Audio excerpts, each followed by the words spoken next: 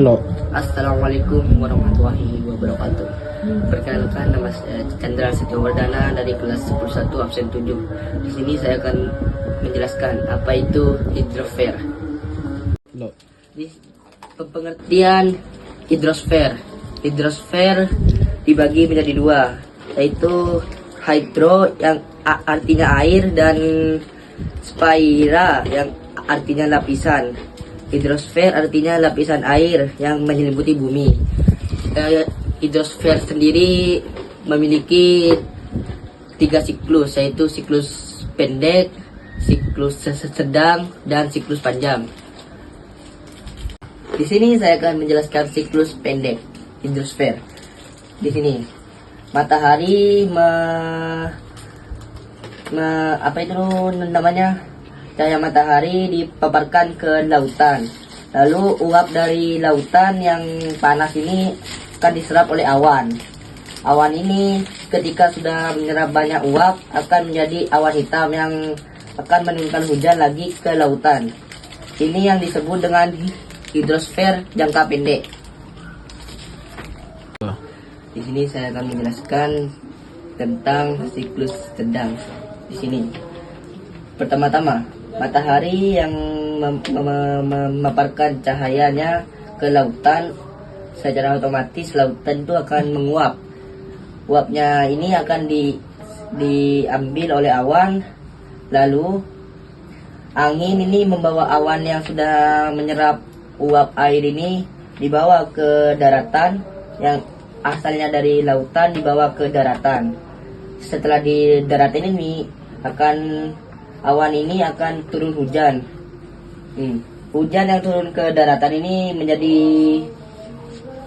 menjadi sebuah berkah ya, kalau bisa disyariahkan ya. Air yang turun ini akan kembali lagi ke lautan. Tapi jika sungai atau selokannya itu mampet, itu bisa memperlambat aliran air yang menuju ke lautan lagi. Kalau dari sungai, air yang diturunkan hujan ke sungai dan air hujan ini menuju ke lautan lagi, ini membutuhkan waktu sekitar hitungan hari. Tapi jika air ini diresap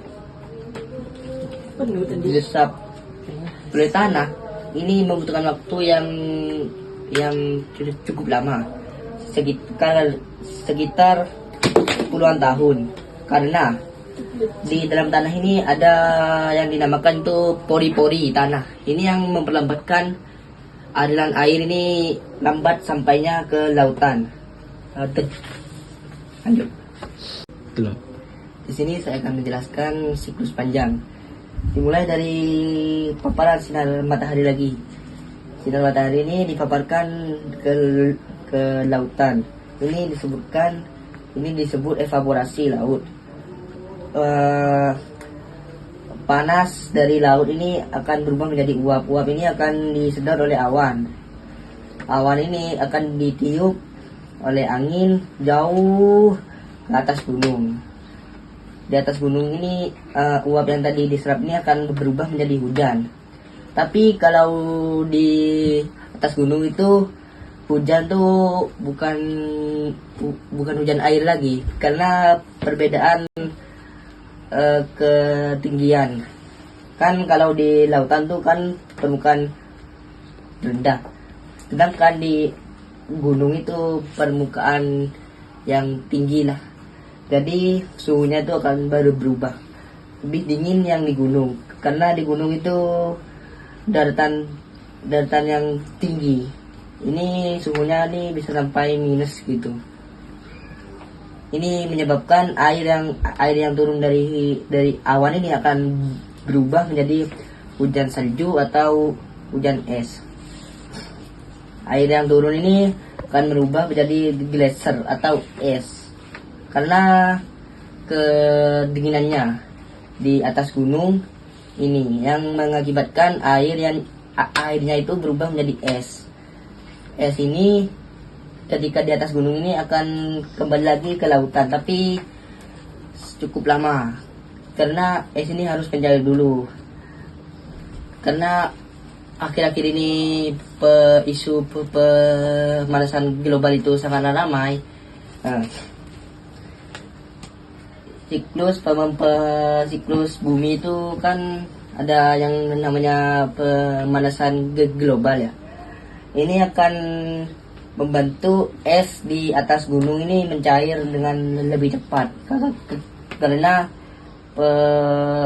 karena panas di bumi ini akan meningkat dengan seiringnya waktu karena efek rumah kaca. Gletser ini akan mencair ya, kalau bongkahannya itu besar ya, itu bisa mencapai puluhan tahun atau ribuan atau puluhan tahun lah. Kalau bongkahan itu kecil itu bisa sampai 1 bulan dan 2 bulan lebih.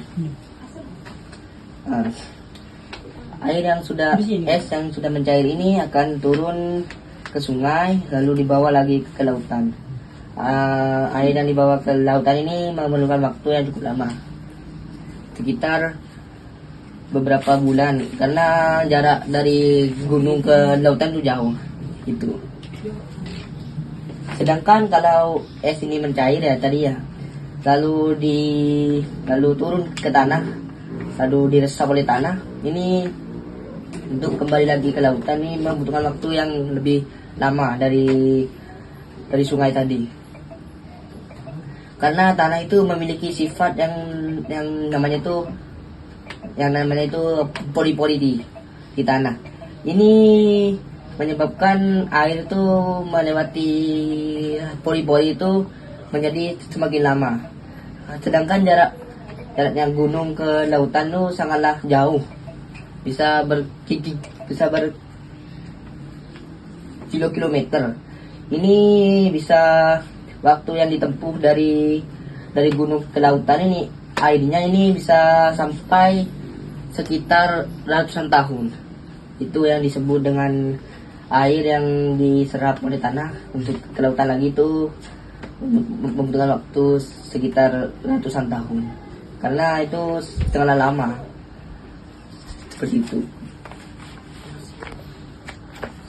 Jadi yang kita bisa simpulkan dari hidrosfer ini adalah air yang kita minum hari ini adalah hasil perjalanan ribuan tahun.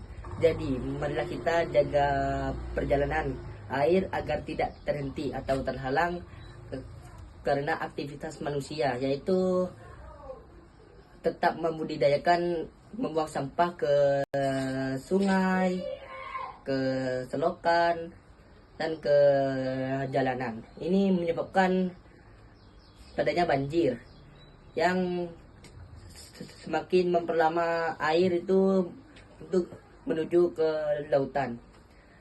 Jadi kita harus menyetop budidaya membuang sampah ke